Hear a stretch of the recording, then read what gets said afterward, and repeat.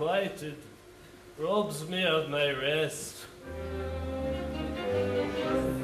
Love, hopeless love, my ardent soul encumbers. Love, nightmare-like, lies heavy on my chest, and weaves itself into my midnight slumbers.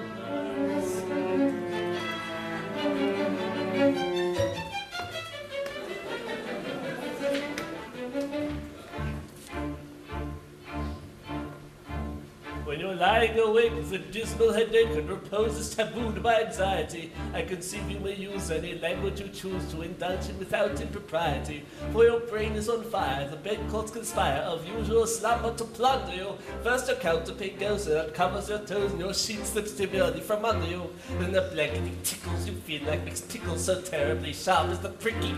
And you're hot and you're cross and you tumble and toss till there's nothing twixt you and the ticking. Then the bedclothes all creep to the ground in a heap, and you pick them all up in a tangle. Next your pillow resides and politely declines to remain at its usual angle.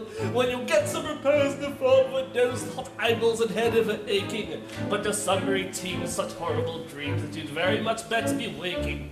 For you dream you are crossing the channel and tossing about in a steamer from Harwich.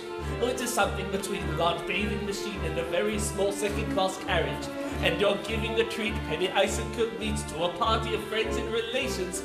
They're ravenous horn, and they all came on board at Sloane Square and South Kensington stations.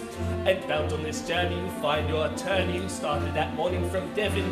He's a bit undersized and you don't feel surprised when he tells you he's only 11. Well, you're driving like mad with this singular lad. By the by, the ship's now a four-wheeler, and you're playing round games and he calls you bad names when you tell him that time's paid the dinner. But this circumstance, so you throw up your hand and you find yours cold as an icicle in your shirt and the stocks, the purpose of Cox crossing Salisbury playing on a bicycle. And he and the crew are on bicycles too, which they've somehow or other invested in. He's telling the TARS all the particulars of a company he's interested in. It's a scheme of devices to get at low prices or goods from off mixers to cables, which tickle the sales by treating retailers as though they were all vegetables. You get good spaceman to plant small tradesmen first take off his boots with a boot tree, and his legs will take root and his fingers will shoot in a blossom and bud like a fruit tree. From the greengrocer tree you get grapes and green pea, cauliflower, pineapple and cranberries, while the pastry could plant cherry brandy with ground apple puffs and 3 corners and Banbury's. The shares are a penny and ever so many are taken by Rothschild and Baring, and just as a few are allotted to you, you'll awake with a sudden despair. You're a regular wreck with a crick in your neck and no wonder you start for your heads on the floor, and if needles and things for a soldier since your flesh is a creep for your left legs a simple crap your toes and a fly and your nose a fluff in your lung and a feverish tongue. The thirst is intense and in general sense that you haven't been sleeping in clover.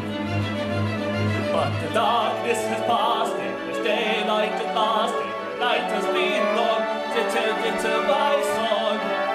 And thank goodness they're both of them over.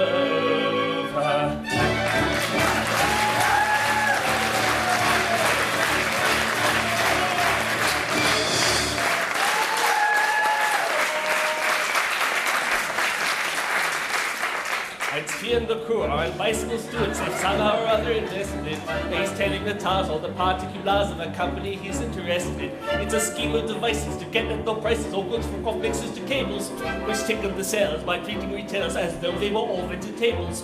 You get good space with the plants, small tradesmen first take off his boots with a good tree, and his legs will take root and his fingers will shoot in a blossom and bud like a fruit tree. From the greengrocer tree you get grapes and green pea, cauliflower, pineapple and cranberries, while the pastry could plant cherry brandy with ground apple puffs and 3 corners and Banbury's. The shares are a penny and ever so many are taken by Rothschild and Baring, and just as a few are allotted to you, you awake with a son of despair.